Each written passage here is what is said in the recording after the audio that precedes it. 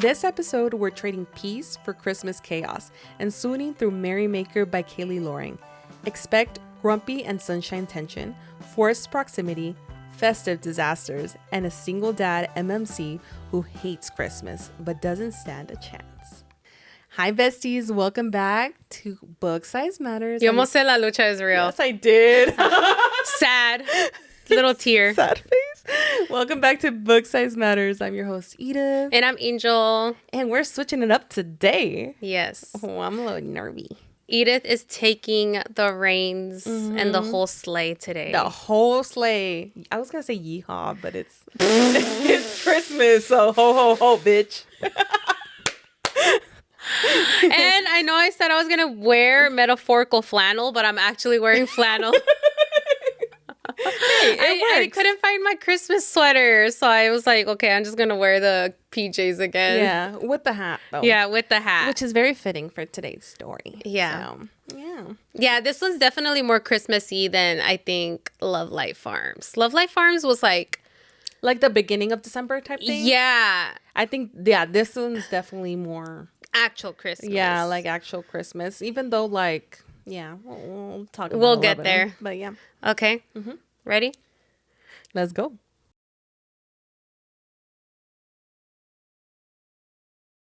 All right, besties, before we step into the Christmas second chance world of Merrymaker, a quick heads up. We give all the spoilers. We're unpacking this holiday rom-com like a meddling kid with the matchmaking agenda full of names, unresolved film school tension, accidental feelings, lingering looks, and maximum Christmas chaos included. And seriously, check the trigger warnings. Even the fluffiest festive romances come with emotional baggage, grumpy single dads, and second chance feelings that hit harder than the surprise holiday event. Protect your heart, protect your peace, and maybe light up a candle while we dive into this merry mess. Ooh. I'm so excited. I know. I'm excited too. To attack onto the love notes here, I did just want to let you guys know that technically we weren't supposed to have an episode today. It was supposed to be next Wednesday, but because of Christmas, we were going to take like a 2-week break, right? Yeah. Or something like that. But we will get back to our regular scheduled programming on January 7th. That'll be our first January episode. And then the second one will be January 21st. I just posted our reading list for January. Started with a bang. Yeah, we're starting with the bang. Because The Housemaid movie came out. I can't fucking wait. People are saying, and even the author apparently is saying, that the movie is better than the book. No, shut the fuck up. Yeah, because I saw like this thing and it said that I guess the author finally like got to sit in and watch the movie, like the final cut. And that she was like, the movie's better than the book. No, shut up. And I'm like, Stop. And I saw the trailer, bitch. Woo! I can't wait. I haven't seen the trailer because I want to be so surprised, but I probably will see it tonight. Yeah. Go watch the trailer. There's a couple. Such a good book. I can't stand Sweeney McWeenie. Yes, but you know what? It's okay. We'll get through it. We'll get through it. But anyways, we decided to go with the Handmaid's Tale. That's a total different The Housemaid. The Housemaid. I don't know what I was thinking. We decided to go with The Housemaid because the movie just came out, and I thought it'd be cool, like, if we reviewed the book with you guys, which we've actually both already read the book.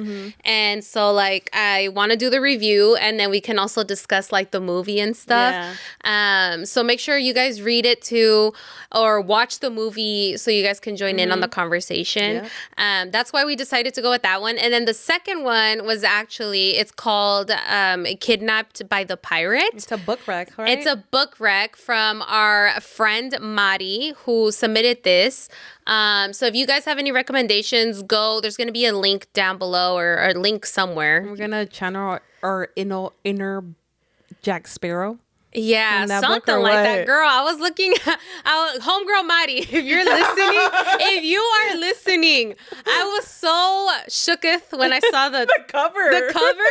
I was like, why does this look like what our fucking great grandmas used to read? Like those were those little books. The ones at Kmart when you walked in. Those were the books. The little books from Kmart. Yes. I was like, why is this giving that? Like, this is the shit that like our mom's generation used to read. Yeah. Like, so I was looking at the cover and I was like, this is interesting. It's also from what I could like see and from what our amiga said on the description or whatever, it's an so it's a male. That's a good switch. Yeah, like it's a male and male story. I believe there might be like a bi awakening, which I'm a sucker for bi awakenings. Like when people fucking realize that like, oh shit, I actually like dick, or like I actually like pussy. Like, girl, you live for that shit. I love it because I'm like, damn, like you literally were like flipped upside down and yeah. Anyways, I just finished reading an story. It's called Fury of, or it's like God of Fury, by Rena Kent. I was wrecked. Bro, is that absolutely wrecked? That one has been trending, no? Has it? I don't know. It sounds the one Fury part sounds God of Fury. It just sounds familiar. The one that's been trending right now is called Heated Rivalry. It's another story. Okay. It's a sports romance, like I think hockey player. All them hockey players, girl. Oh, girl. Yes. That one's been trending right now. But maybe, I don't know, God of Fury. I haven't really been seeing God of Fury like that. Is it part of a series? Yes. It's the Legacy of Gods. I feel like I've seen something. I'm sure you've seen the cover, but that's the book that I told you that I was like hella looking forward to. Like I was reading through all these books, like speed reading, or not speed reading, but like speed listening and reading, like both. I'm doing both. Through all these books because the one that I was looking forward to was the 5th out of 6. And I finally got to it. Girl, I had to take like a whole day break because I was wrecked. I was crying. I was in tears. Like literally I was driving home and I was in tears. I was wrecked. And I was like, I don't understand how she wrote all these books and then got to this one and it was just like masterpiece. Because all the other ones, like, yeah, they were good. Like, don't get me wrong. Yeah. Like, they were good. I was intrigued. I was like, oh, this is a good time. And, you know, okay, cool. But I got to this one and I just knew it was going to be good. And I read it. Girl, it was... I'm telling you, I was an emotional wreck. Like, I was crying. Like, and now I'm on the 6th one, and it was definitely a change, like, from the writing in the other ones. Mm-hmm. And it's good, but it's not up to, like, the other one. I'm going to have to do a review on it. Oh, you're going to have to, girl. Yeah. To make you cry? Yeah, I cried. I maybe I was just, you know, being a little like sensitive. Still, but you know, it was intense. It was intense. But anyways, what was I saying? Let me get back on track. Back on track. Oh yeah, reel it in. Yeah. What's it called? Our friend Madi recommended Kidnapped by the Pirate. I hope I like it. I was kind of thrown by the cover. I'm not going to lie. I know. I saw the cover and I was like, oh, damn. Interesting. Okay. Yeah. I was giving that Kmart, like, little books. But it's okay, you know? Like, I'm going to give it a chance. And I hope we love it as much as she did for recommending it to us. So if you guys have any recommendations, make sure you guys submit it. There's going to be a link down below if you're on YouTube. I believe on Spotify and Apple Podcasts, like there's also a link. But we want to know what you guys want us to review. And also don't forget, if you guys have read these books, like there's also going to be another link where you guys can submit your own reviews and then we can read them. Like let us know what you rated it and we can read your review in the, what is it? Hot Takes and Heartaches segment. So I think that's all we got, right? I think so. Yeah, I think that's all we got for Love Notes today. So let's move on to the dating profile. Ooh.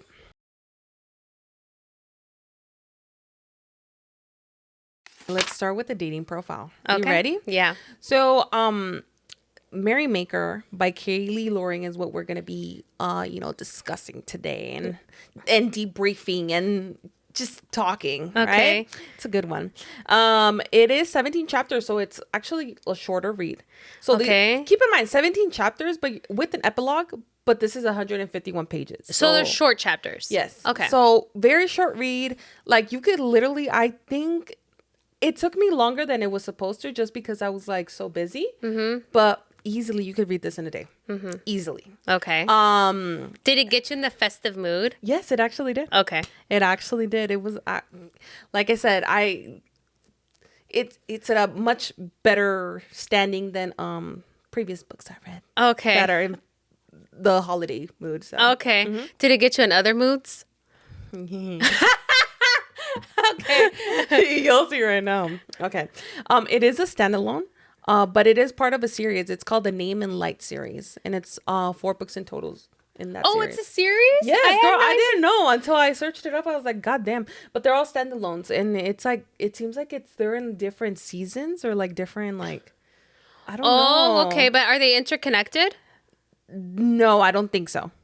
So this But don't quote me on that because I didn't see anything about like and especially on this one, like it wasn't no introduction to any like other characters. Yes, there was no like, side characters. I mean, there was side characters, but not enough for you to be like, oh, it's gonna be I didn't see a gotcha. whole book on them. You Okay, get me? okay, gotcha. Like, I don't know. I love a good side character. Me too. There's 2 books, or I guess like kind of like 2 series where there's side characters that I'm like, they deserve a book. Like, they're such good side characters. I want to know more about them. Like, You're like, where's the book? Yes. Anyways, continue.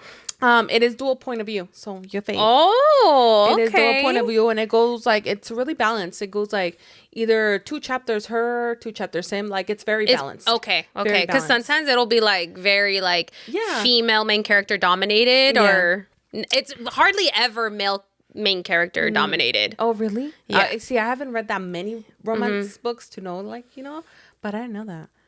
There's one book that I really want to okay, I need to stop getting sidetracked. You're like, there's this other book. Yeah.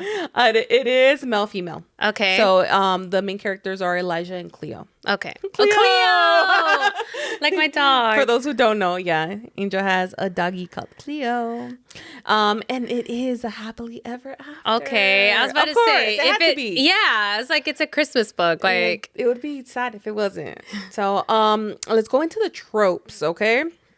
So it is a holiday romance. So it's a grumpy sunshine, and I kind of mentioned that at the beginning. It is a single dad romance. okay. It's an opposites attract. Okay. So very much that actually. Yeah. Unresolved past tension. Okay. Workplace romance. Okay. And sprinkle a little fear of abandonment in there. I saw that coming. Oh, and another one that I kind of left out. Miscommunicate. Oh, it's another miscommunication plot. It is, Loki. Yes. The miscommunication plot is following us. So I forgot to put that in, but yeah, that too. Trigger warnings, not a lot. Like there wasn't a lot actually. Like I said, it's a very short. Is there book. a third act breakup? No. Okay. Woo! Because I was tired of the third act breakup. I mean, it is a second chance romance, but it's a third act breakup type thing. So yeah. Sexual content, of course. Okay. Single parent stress. Okay. So I know that one. I'm way too familiar with that one. And then holiday related sensitivity. So like there was like feelings towards Christmas, and okay, that might trigger people. Like a trauma. Yeah, Okay. like kind of in a way. Okay. There was spicy chapters, considering that it was only 17 short chapters. It had 3 chapters that were very spicy. Very like very descriptive. It was pretty descriptive. Okay. Now, like, keep in mind it's a short book, so yeah, it's not like a long description. Okay. But it definitely was more than pumpkin. Oh, girl, I think at this point. So chapters that were spicy were 13, 14, and 17. So definitely towards the end. Okay. So we were building up. Yeah. But even then, was it not a slow that burn? much. No? I mean Fast a little burn? Okay. A little slow burn. Okay. Because the book was so fast. Okay. That's the thing about it. So okay, that's why I didn't really consider it like a full slow burn. Okay. So with that being said, how about we go into between the sheets, the covers. Both. Both.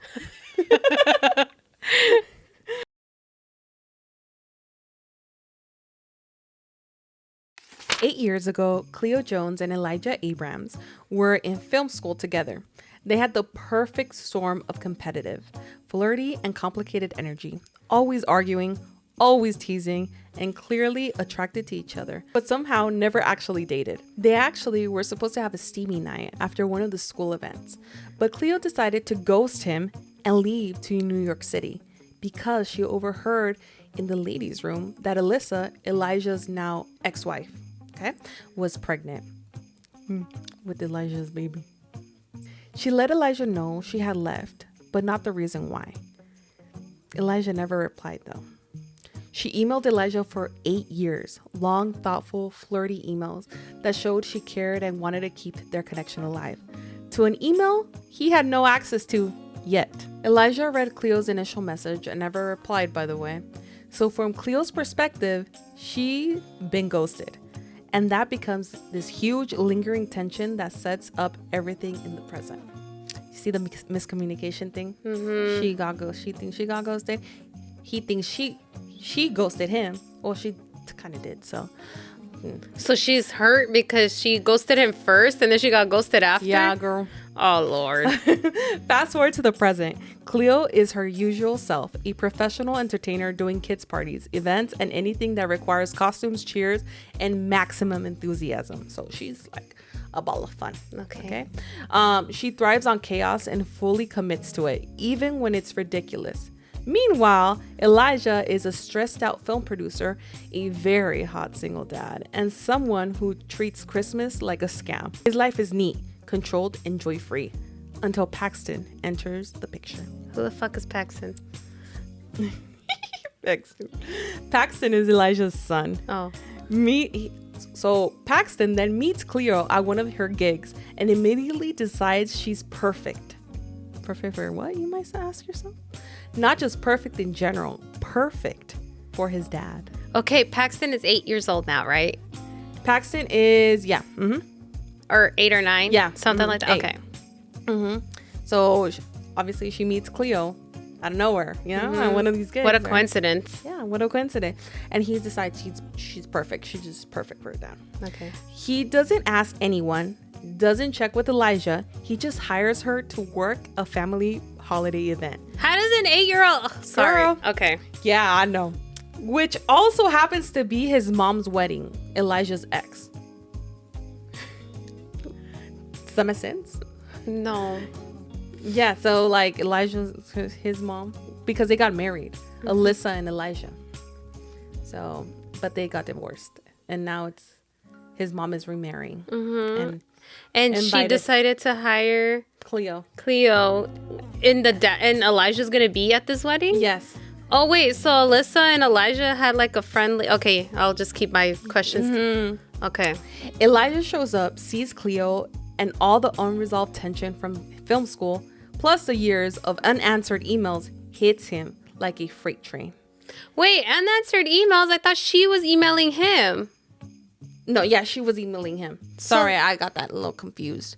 But like basically her attention of like all the emails she was sending. Cue awkwardness, loaded glances, and regret. They are stuck working together, whether they like it or not. Once Cleo becomes involved with Elijah's family and holiday chaos, the banter starts immediately. Cleo is cheerful, sarcastic, and completely unafraid of Elijah's grumpy energy. Elijah is annoyed that she gets under his skin so easily, and even more annoyed that he still finds her ridiculously attractive.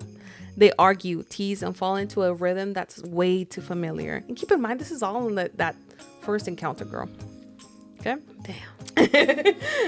With the unresolved sexual tension practically buzzing between them.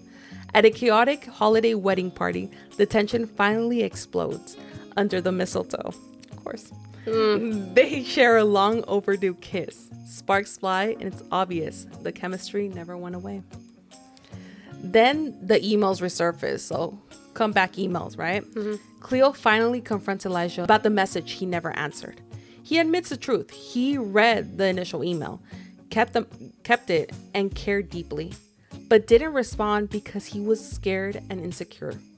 Cleo also tells Elijah she had been low-key keeping up with him all these years and gives him the email and password to where she was emailing him the long messages all this time. This confession reframes everything. Their past hurt wasn't lack of care. It was fear, poor communication, and both of them being too stubborn to say the hard things. Once that's out in the open, all the emotional tension spills into sexual tension, making their interactions hotter and more charged than ever.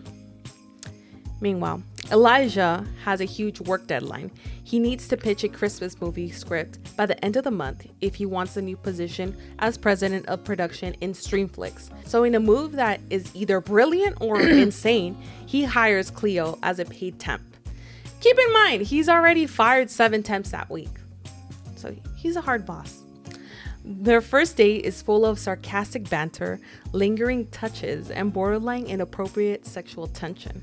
Working together forces them to confront old misunderstandings, realize how much they changed, and also how much they haven't. Paxton continues his low-key but slightly unhinged matchmaking efforts, nudging them together in adorable ways. For example, one of the ways that he sang a song to them that they should get married, that they were perfect for each other. Yeah, I know. And Not they just so subtle. And they just looked at each other and were like, what the fuck? But then comes the supply closet scene. Cue the supply closet scene now. With the script deadline looming, they're stuck trying to find sticky notes for Elijah's needs. Keep in mind, this man is one of those like type A men, right? He needs these specific sticky notes. And apparently nobody else has them. He needs to find them in the supply room, right? So she goes and tries to look for them, right? The door locks behind them because they're both in the supply room at this point. Oh. Of course, the door locks behind them. Just casually. And so they're trying to find these sticky notes. And let's just say the notes were not the main discovery. They explore each other. He explodes. And in the middle of their steamy encounter, they actually find the movie plot. Only in a rom-com kind of way, right? After that, Cleo finishes her work and heads home to visit her parents for Christmas. Elijah can't bear to wait for her. He drives 4 hours, books the best hotel, and finally does what should have happened 8 years ago. Because keep in mind, up to this point, they hadn't fully banged. You get me? He wins her heart for good. So the steamy closet, they hadn't No, they just is it heavy petting and No, they went down on each other. Oh, okay. Yeah. Mm-hmm. They're together, emotional baggage resolved, holiday chaos embraced, and yes, the sexual tension fully satisfied. The end. Oh, that was real short. Yeah, girl. He just went after her and then they fucked? Yes. And it ends with them fucking? Yes. What happened to Paxton? Oh, Paxton. Then there's an epilogue, but basically they're just together for a year and they're like, oh, marry me. –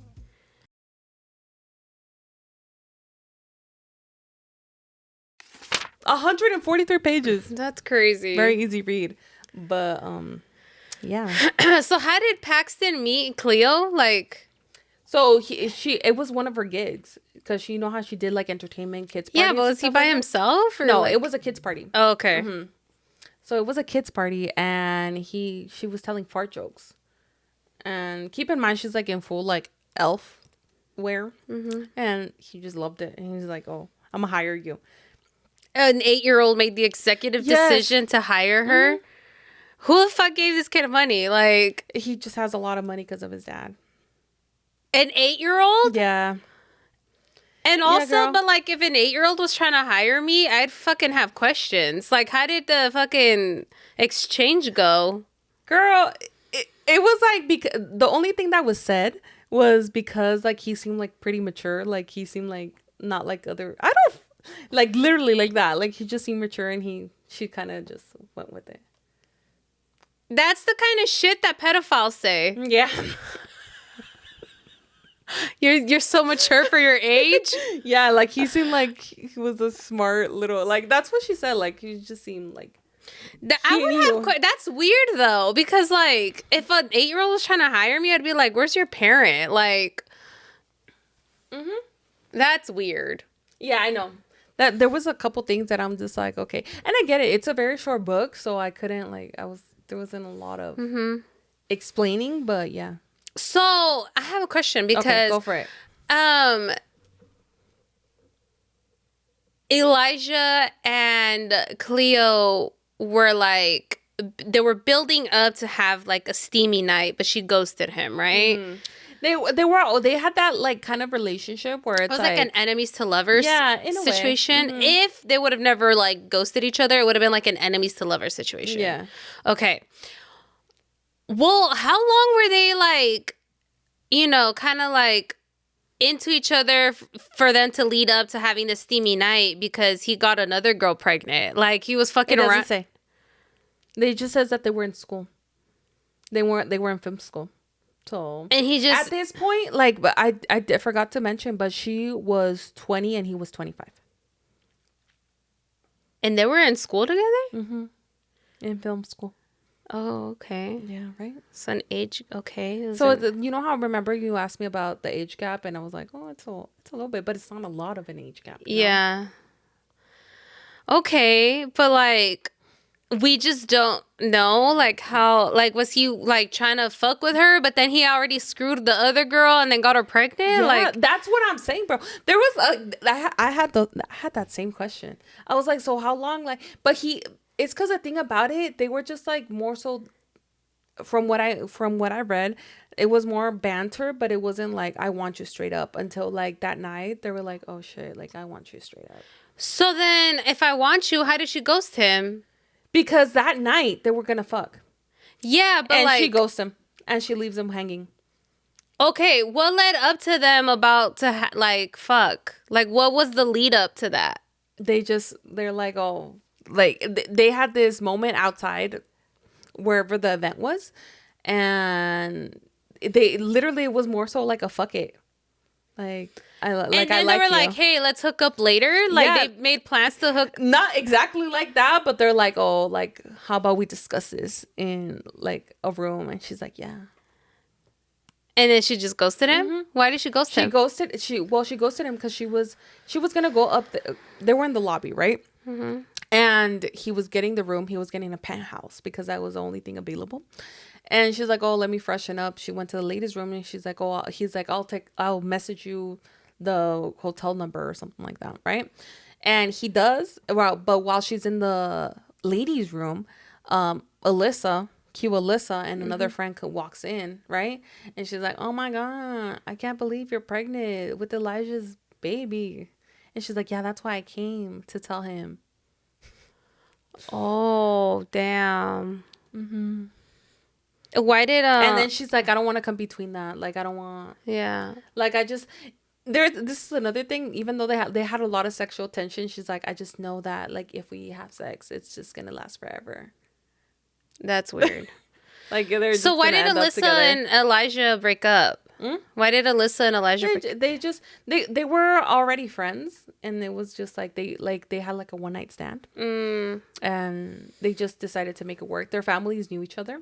They decided to get married and see if they can make it work, and it just didn't. But it ended up really friendly with them. Oh, okay. Because I was like, yeah. That's why Elijah was at his ex-wife's wedding. Okay, yeah. I was like, yeah, that's kind of interesting. Yeah. Because I don't know how I'd feel about Val's ex at my fucking wedding. No, yeah. So then that's why that happened. Okay. And then they fucking kiss the first night. The first night? Yeah. That wedding night, that holiday wedding night, there was mistletoe and they kissed. I don't know if I like this. The thing about it is that like it's very straight. I think it's very direct and straight to the point because of also it's like very short. So it's like the storyline and it's like. I just feel like if you're gonna have like plots, like plan for that. Like don't just be like, oh, I think this would be cool, and then leave people hanging. Because now, okay, she also You can like ask me all the questions. was she like a pick me girl?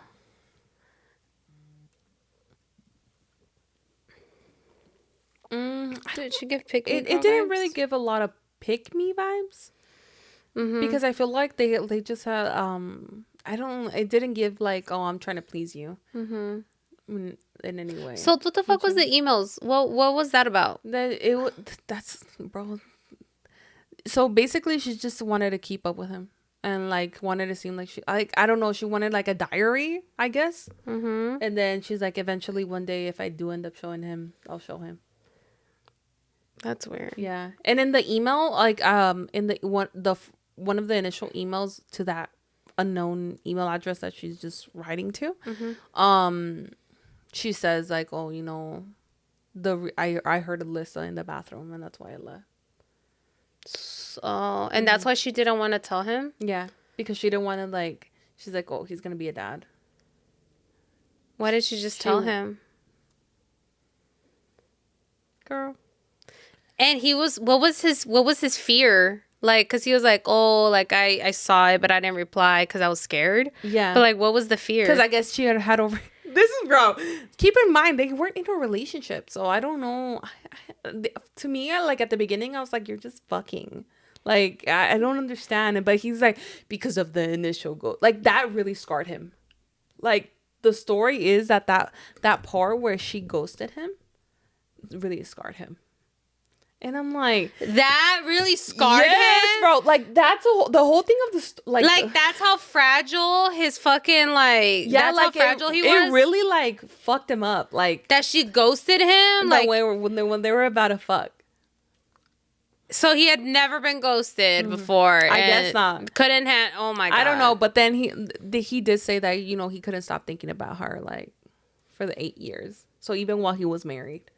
And stuff like that. Oh, that's kind of shitty. Oh. So you see, like, it's just like, no, okay. Oh, okay. So, yeah. Braxton was really cute, though. The little boy. Braxton or Paxton? Oh, fuck. Paxton. I might have said Braxton a couple times, but Braxton was really cute. Yeah, he was really cute. He would say these like little funny things and like I don't know, add to the story. I just think it's interesting that the little kid was trying to play matchmaker for his dad. Yeah, I guess because he's just so grumpy. He was just always so upset. What was he like? What was his fucking tiff with Christmas? Oh my god, I forgot to mention it. Yeah, I was like, okay, why is he such a grump? My bad, guys. I'm still learning. So patience with me. Because it was all taking place in Christmas, like the whole, like the ghosting and stuff like that. Oh my god, he let this one. It wasn't on Christmas Day, but it was around Christmas time. Like it was like a couple days before Christmas or something like that. They weren't even fucking together, and he let like this fucking incident like dictate him for years. Yeah. Like, no, I don't. And also besides that, that was part of it, and another one was like because of his family. Like they just never really like were really into Christmas, or like they never gave the time because his family were like they were always working, so they never really gave him the time of day. I don't know why I thought this was going to be, like, totally different. Like, this is not at all what I fucking thought it was going to be. What did you think it was going to be? I don't know why I thought it was going to be, like, an office, like, not fucking filmmaking. Yeah. Like, I thought it was bro, wait until you find out what kind of film he was making. I didn't mention that, but what was the film? It was a Christmas alien abduction.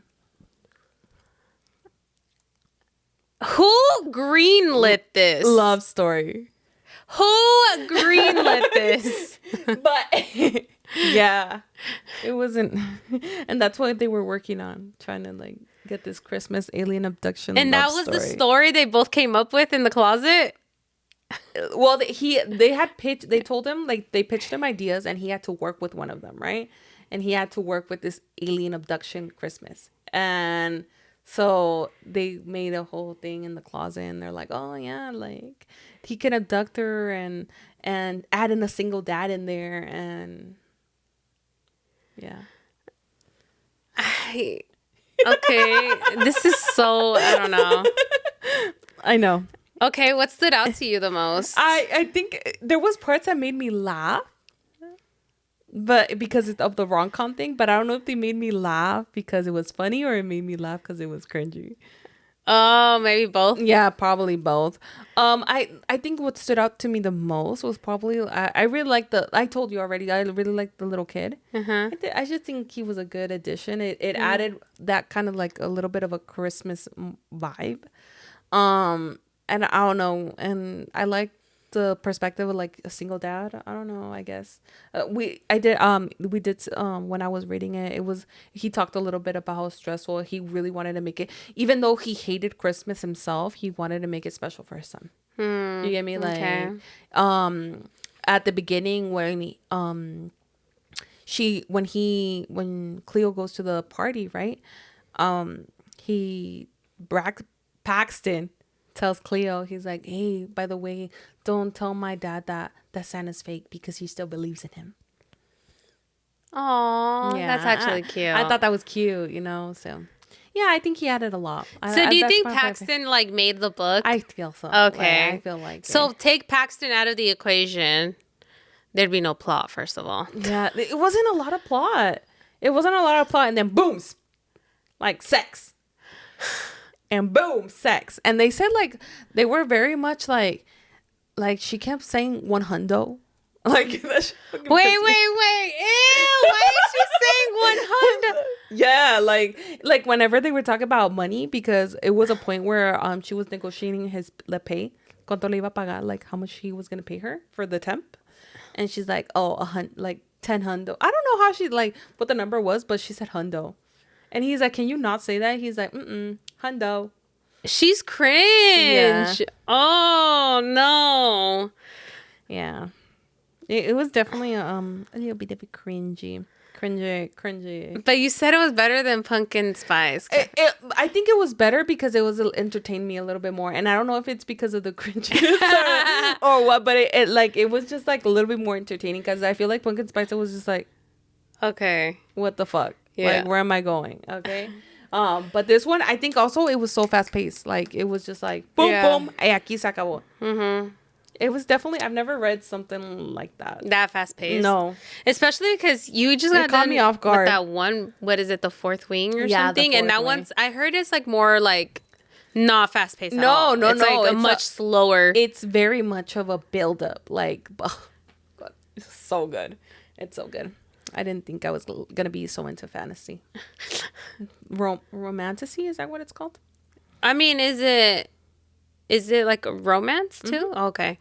I haven't really looked into that. Yeah, book. but it's like slower, so it doesn't feel at the beginning like a romantasy. You get me? Only it's more towards the end that it's. Oh, okay. And I think the other books do feel more like that. Okay. So can't wait.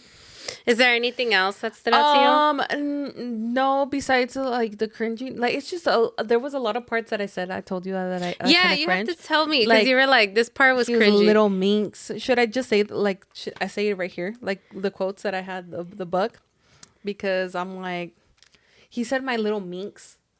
so Oh, many that was her times. nickname? Yeah, well, besides Merrymaker at the end was That was her nickname? Oh. at the end, and then his little Girl. elf and girl. That's so cringe. Girl, I was like, okay, but it was like at times I was just like, what the fuck? I think I was more entertained of the like, what am I reading? Yeah. About that and I'm just like, I don't know, maybe it's because like the sexiness with the holiday thing. I don't know. It gave you like a weird vibe? Yes. Okay, and it says, how does she taste so good? Like the melted icing on her gingerbread cookies, sweet and warm with aromatic spice. That's what paradise tastes like right here. Right? I'm like, okay. And then another one is like, because she has this thing where she rhymes a lot, right? And She sounds so cheesy. oh yeah. So this is after the closet scene. After they went in the closet and they fucking... Did they ever find the fucking Post-it notes? No. They found something sticky, but it wasn't sticky notes. Okay. So Okay, I'm gonna read it. He is so sweet. I need to get out of here before I blow him in his office. I kiss him again and again and again.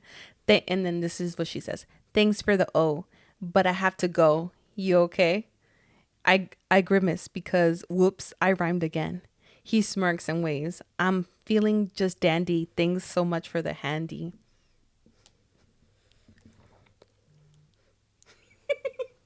I'm cringing. And this is why I'm telling you, like, I was laughing, but I was like, I think I was laughing more so of like the cringe of the I'm cringing right now. the stuff. But to leave it like What did she say? I'm feeling so dandy. Thank you for the handy. yeah, he said that. I'm feeling so dandy. Thank you for the handy. Oh no! Honestly, if Val ever said some shit like that, I'd be like, turned off. But that's like their thing. Like they love the. I don't fucking know, bro. Another thing that stood out to me was the way that he proposed to her, and this is in the epilogue, and I just thought it was so cute because they included Paxton in it, and so Elijah and him made a song, and Paxton sung the song, right? And then that's when Elijah gets on one knee after he sings it, and I'm just gonna say it. I'm not gonna sing it, right? But this was a song. It says, "Last Christmas we gave you our hearts, and for every day since it's a wonderful life. This year to save us from strife, Elijah and Cleo should be husband and wife." And then he gets on one knee and he's like, Oh, that's cute. Yeah. What a fucking full circle moment, because like He said- Alyssa gets in the fucking way again with Paxton. exactly. Fucking Paxton. Paxton broke them up, or not broke them up, but like she dipped because of Paxton, and now like they're getting married because of Paxton. Like full circle moment, guys. Yeah. Exactly. Paxton broke them up, and then Paxton brought them back together. That's so cute. See, when you put it that way. Other than that, that's probably. Oh, sorry, it locked up. That's what stood out to me the most of the book. Like I said, it was a very short read. It was a very fast read. It was short and fast and Okay. holiday sprinkles in there. Are you gonna go into your ratings? Oh damn! Yeah, I should, right? Oh, sorry, guys. Spice rating, I would give it a 3 because the spice scenes when they start talking about their spiciness and stuff like that, they're pretty descriptive. Okay. So like chapter, what did I say? The chapter 13, 14, and 17 are mostly like spice. Just spice. So I think it was all right. Overall rating at 3.5, and it's higher than a pumpkin spice only because I was entertained. And like I said, I don't know if it was because of the cringiness, like it was actually like entertaining me, or if it was the cringiness and I'm just like, what the fuck is happening? Yeah. So, Okay.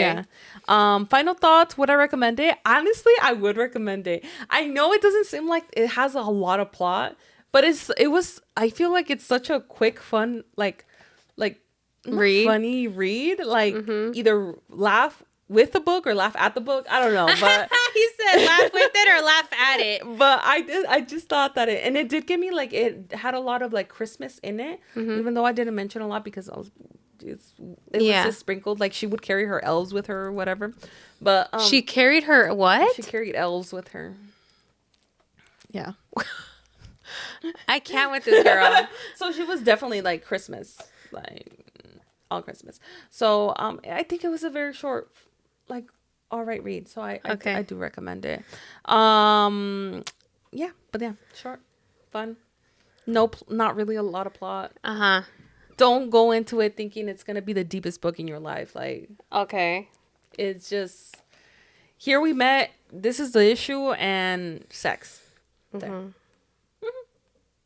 So yeah, that's my overall rating based on what I've told you so far about the book. Would you read this?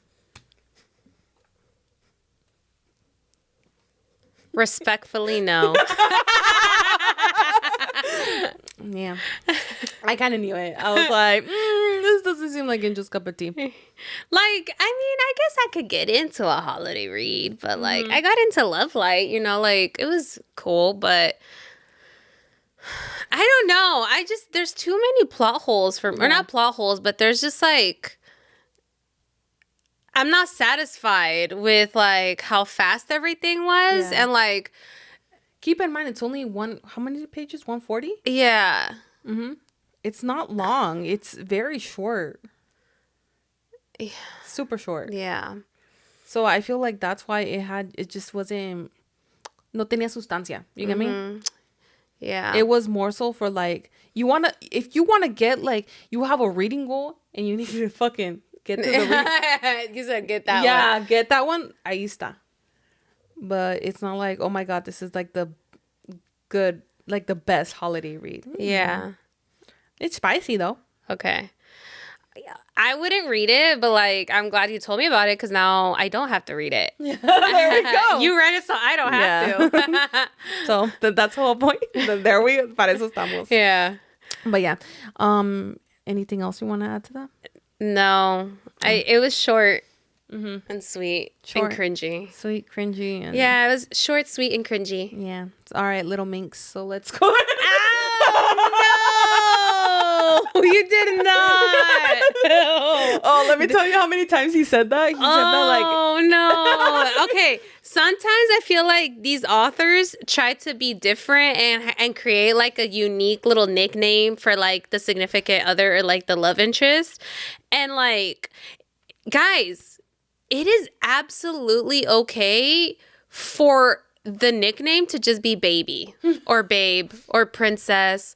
Like, I'm okay with like a trad little cute nickname, but like sometimes they be trying to come up with like fucking like unique little nicknames for like, you know, because it's like the thing or whatever. But sometimes like, okay, the one that I read that I was like absolutely wrecked by, the fucking like, I'm so glad the author did not stick with just one nickname, because the one nickname I was not a fan of.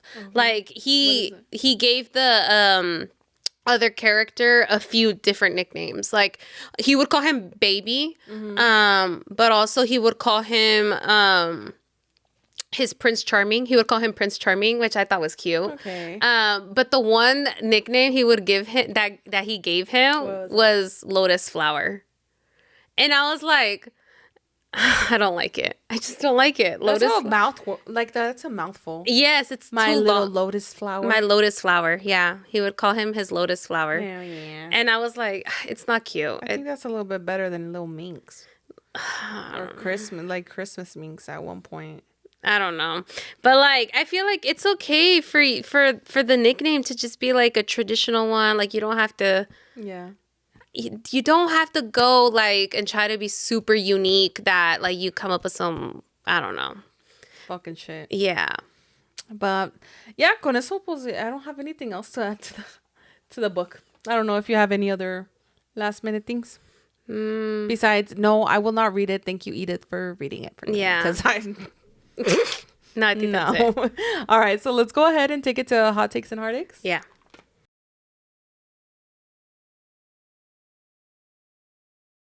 Okay, so according to Goodreads, this has a 4.11 rating.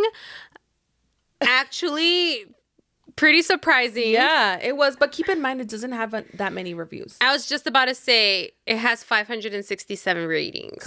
Which is very little compared to other. Yeah, like I think the one that thousands. Yeah, like some of the other books that we've read have hundreds and thousands of reviews. This one has 567 ratings. It has a 4.11 star rating. Okay, and you gave it a 3.5. So yeah, and I think the reason why I was gonna give it a 3, but then I realized that I gave Pumpkin Spice a 3, and I was like, you're like that. They're not the same. No, they're not the same, because I feel like this one, like like I said, I laughed a little bit more. I was more engaged just because I wanted to know what the fuck. Yeah. Like, okay, where is this gonna go?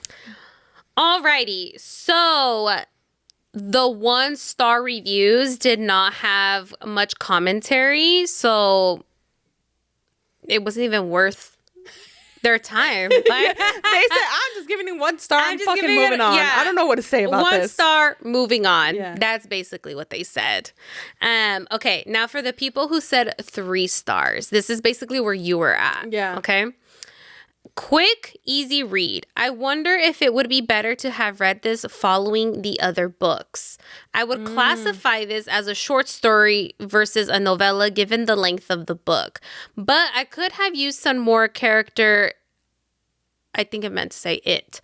But it could have used some more character and plot development. The emails were kind of blah. I had trouble believing them as an email someone actually wrote. This one, here's another review. This one missed the mark for me and not sure why. Might give it another chance next year.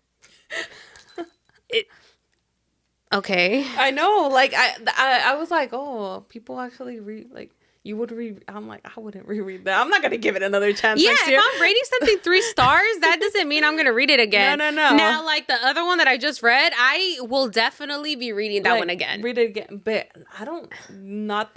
No. All right, now for the 5 stars, the people who absolutely loved this. I love grumpy single dads, and Elijah did not disappoint. And as grumpy as he is, Cleo just seems to know what to say and do to make him smile. His son Paxton is such a cutie, especially when he's playing matchmaker. Love Cleo's lively personality and her love for all things Christmas. This was such a fun read. Love seeing the lazy wingman. What the fuck is the lazy wingman? Oh, at the beginning of it was like a really brief thing. Oh, okay. At the beginning, I think it was like his friend. And he was like just a kind of a little bit of a slob, and he was kind of drunk. Oh, so maybe he's a part of one of the other books because she just said love seeing the lazy wingman. Oh, you're right. So maybe there was like there was more to it. But it's because it was so brief. Yeah. It wasn't. Okay. If you haven't met you haven't met them, make sure to read the name in the Light series. So it is. Oh, okay. Well, now I know. Okay. Here's another 5-star rating. Merrymaker will definitely will get anyone into the holiday spirit. It's a collision course for the grumpiest of grumps when he reconnects with the most spirited holiday hostess around. So much fun reading of Cleo Jones and Elijah Abrams' second chance with this single dad and his very sweet son, Peyton. I think they meant to say Paxton, trying to play matchmaker with the horrific script in need of editing and producing and the grumpiest time of the year for Elijah. Cleo has more than plenty holiday cheer to spread and share. Okay. They're not convincing me. Not convincing me. You're like, 5 stars did not convince me. Yeah. And even then, like I said, because it was very few reviews, there wasn't a lot of, I think a lot of people would just put their star rating and wouldn't put like wording into it. So it wasn't that many. Okay. And I'm assuming there's no kiss and tell because I don't see anything on there. Mm-hmm. And have you read any other like holiday romances? No. Okay. So definitely very new to me. Yeah, me neither. I mean, besides like Love Light Farms. Yeah. So if you guys want to read that one. Say that. We'll recommend that. But other than that, not really. So okay, so this kind of like before we go into foreshadowing everything like that, this kind of concludes our like holiday-ish, season-ish kind of like books that we've read. What do you think so far of like the holiday season-ish books? I can't wait to get the fuck out of them. Girl, like I'm just like, okay. I mean, it's so cute. Crazy because you love Christmas. Like you love this time of year. Yeah. And you like watching Christmas movies. I love like the rom-coms, the Christmas I love them. So why is it not translating from the books? I don't know, because I think maybe because like when I read a book, I want to be like mentally sucked in. Literally sucked in. You said I want to be literally sucked in. Like I want to I guess that's like I guess when I read a book, I'm just like, oh, I'm gonna like be so into it, and I'm gonna be reading it, and I don't know, it's gonna have so much more for me to think. Dude, sometimes I think that's why. Sometimes like if I'm super into a book, like I just want to keep reading and eating up this book. Yes. That I'd be like, oh my God, I just want to keep reading. But then like also like I low-key be getting sad because I'm like, no, I'm getting closer to the end. I don't want to finish it. And then I want to slow down, but then speed up at the same. It's like I want to slow down because I don't want to finish the book yet, but then I want to speed up because I want to know what happens because that's just how good the book is. That was me with Fourth Wing. I don't know if it's going to be your cup of tea. I'll tell you off the bat because it's very much fantasy. And I don't know if fantasy is up your alley because it gave me fantasy. Because it gave me and it is very much of a slow, like super slow burn. Is it kind of like maybe like a Game of Thrones situation? Okay, I can get into that. But I really enjoyed it. I really, really enjoyed it. Yes. But it was one of those books that I'm like, I was gulping it up. But then I was like, Edith, I need to slow it down. And then I finished the book and I was like... And then did you get a book hangover? Yes, I did. Do you officially... Was this your first book hangover? Yeah. Yeah. What was your first book hangover? I think No, I think this is my first I can tell you my first book hangover. I think this was my first book hangover. My first book hangover, I still remember it like it was yesterday. It was Punk 57 by Penelope Douglas. Oh. That got me out of like a years long reading slump. That was a good one too. That one got me out of a years long reading slump, and it was kind of like I was like hung over for like. Girl, I think I was hungover for like a week. Was that your introduction to like romance? Like, was that one of the first books? Yeah, I mean, like I've read like like Twilight and like stuff like that, like YA. I've read some like YA and stuff, and I think Punk 57 was like the official like introduction to like spashy romance, like actual romance. Yeah. And I was in like. I was sucked in, it was literally. A good book. Punk 57, that's a book that you recommended. Also, Credence. I which honestly, I'm surprised that you even like read Credence because of the age gap. Yeah, I know. Because you have such a thing with age gaps. I do.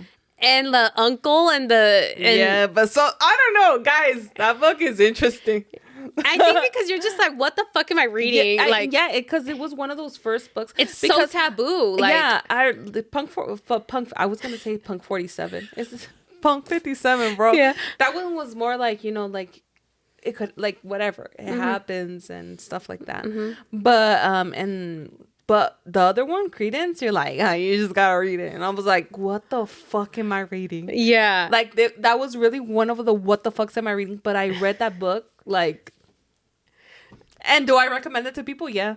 Without telling him any context. No context, read Credence. Just read Credence. So I have had people come back to me and be like, what the fuck did you What did you recommend? Yeah. But did you read it though? Yeah. You didn't stop reading it, huh? What about that part in the living room on the couch? Oh my God, girl. Or the one between the two brothers. Yeah. Let us know if you guys have read it. Leave your comments down below, That's crazy. Or maybe Angel could do a little book review. Oh, girl. I don't know if I'm ready for that one again.